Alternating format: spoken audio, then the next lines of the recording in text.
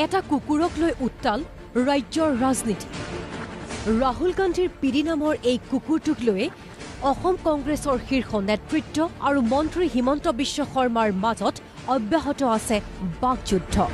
তৰুণ গগৈ ডাঙৰী আছিলে, চিপি যোশী আছিলে, মই আছিলোঁ, অঞ্জন দত্ত আছিলে। কুকুৰটোৱে টেবুলৰ ওপৰত বিস্কুট খাই আছে, সেইখন থালিৰ পৰা বাকীবিলাকেও বিস্কুট খাই আছিলে।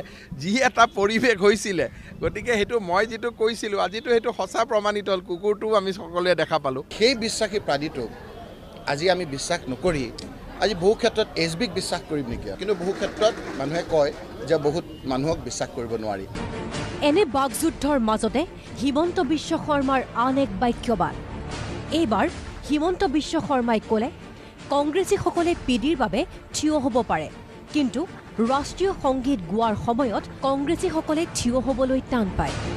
These Congress people can stand up for PD, but they cannot stand up for national anthem. This cannot be acceptable.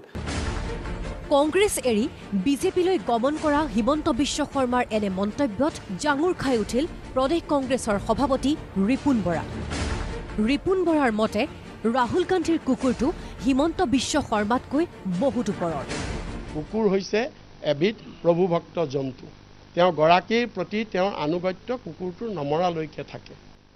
আৰু হিমন্ত বিশ্ব শৰ্মাৰ এই ৰাহুল গান্ধীৰ কুকুৰটোৰ সমানো তেওঁৰ আনুগত্য নাইকিয়া। যিখন কংগ্ৰেছৰ থালিত খাই তেওঁ ডাঙৰ দীঘল হ'ল আৰু সেই কংগ্ৰেছক তেওঁ গুৰ মাৰি তেওঁ বিজেপিলৈ গুচি গৈছে। এইটো তেওঁ আনুগত্য থাকিলে কেতিয়াও এইটো কাম নকৰে। কিন্তু কুকুৰ তেনেকুৱা নহয়।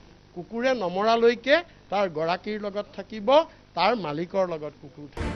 কুকুৰৰ প্ৰসংগ এৰি হিমন্ত বিশ্ব শৰ্মাক নিজৰ বিভাগসমূহ চলোৱাত দক্ষতা প্ৰদৰ্শন কৰাৰো প্ৰত্যাহ্বান ৰিপুণ বৰাৰ।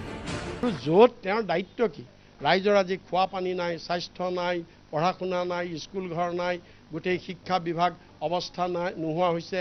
হস্পিটেলত মানুহ মৰিছে, ঔষধ পাতি নাই, ডক্তৰ নাই। এই জ্বলন্ত সমস্যাবিলাকত তেওঁৰ প্ৰতিক্ৰিয়া নাই। আন এগৰাকী কংগ্ৰেছী নেতা অপূৰ্ব ভট্টাচাৰ্যই ক'লে হিমন্ত বিশ্ব শৰ্মাই হয়তো কংগ্ৰেছত থাকোঁতে ৰাষ্ট্ৰীয় সংগীতক সন্মান দিয়া নাছিল। ভূতৰ মুখত ৰাম নাম। হিমন্ত বিশ্ব শৰ্মাৰ দৰে কংগ্ৰেছীসকলে যদি তেনেকুৱা কাম কৰিছিল, তাৰ কাৰণে আজি আমি দুখিত আৰু লজ্জিত। ৰাহুল গান্ধীৰ কুকুৰ পিডিক লৈ কেন্দ্ৰ কৰি চলি থকা এই বিতৰ্কৰ মাজতে মুখ খুলিলে এসময়ৰ বিসম্বাদী হিমন্ত বিশ্ব শৰ্মাৰ সহযোগী হাবুল চক্ৰৱৰ্তীয়েও। মানুহৰ প্ৰতি মৰম নাই, আৰু নিজৰ ৰিলেটিভৰ প্ৰতি কিমান মৰম আছে এইটো মই আছোঁ কাৰণে মই গম পাওঁ। তেওঁ এদিন কৈছে তৰুণ গগৈ মোৰ পিতৃৰ তুল্য মানুহ। তৰুণ গগৈৰ এগেষ্টত লাগি পেলাই তেওঁ তৰুণ গগৈক এগেষ্ট কৰিছে। তেওঁ হ'ল স্বাৰ্থলোভী মানুহ।